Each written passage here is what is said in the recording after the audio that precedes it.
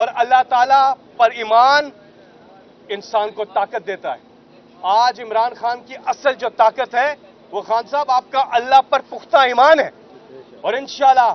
اللہ تعالیٰ آپ کو سرخرو کرے گا، اللہ تعالیٰ عمران خان کی حفاظت کرے گا۔ عمران خان نے اس ملک کا ایک بار پھر وزیر اعظم بننا ہے، ایسا ہو رہا ہے، اور انشاءاللہ یہ قوم اپنے نڈر لیڈر، دلیر لیڈر، وہ لیڈر جو اس حالت میں بھی یہاں تو سر میں درد ہو تو گولیاں لینے کے لیے باہر چلے جاتے ہیں، یہاں گولیاں لگ گئیں عمران خان کو، اور وہ اپنے ملک میں ان کا جینا مرنا پاکستان میں ہے، وہ اس قوم کے لیے تیار ہے۔ لیکن عمران خان صاحب آپ کو ثابت کرنے کی ضرورت نہیں ہے، آپ کو کسی قسم کا کوئی رسک لینے کی ضرورت نہیں ہے، قوم کو آپ پر اعتماد ہے، آپ پر اعتماد ہے، اور عمران خان صاحب ہمیشہ اپنی قوم کے لیے کھڑے ہوئے ہیں۔ عمران خان صاحب نے پوری زندگی سیاست میں تو وہ بعد میں آئے،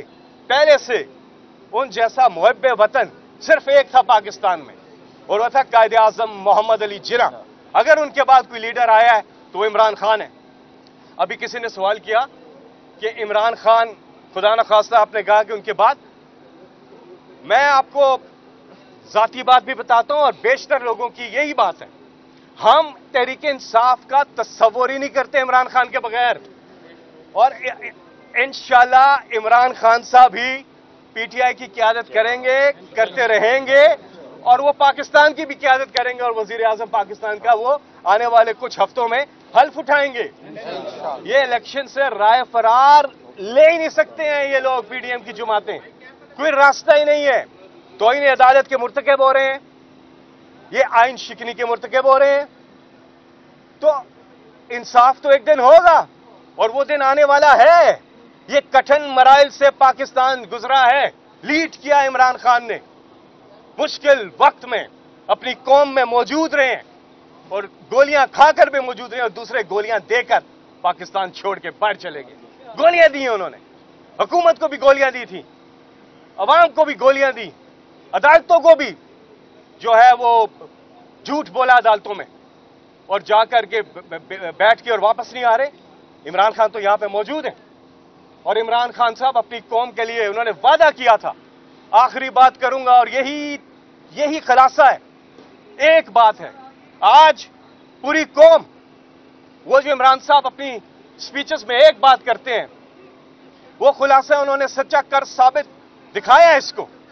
اور وہ ہر انسان، ہر مسلمان کے لیے بہت ضروری ہے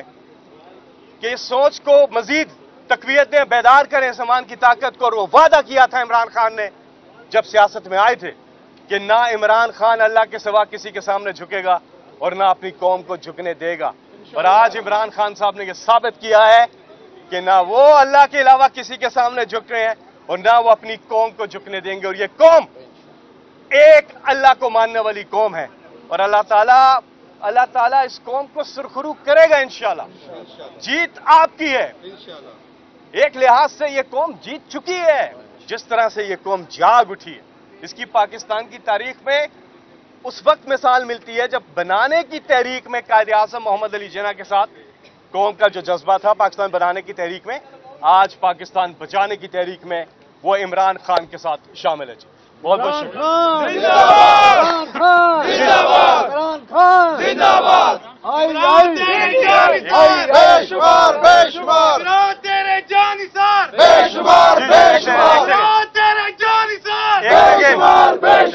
جی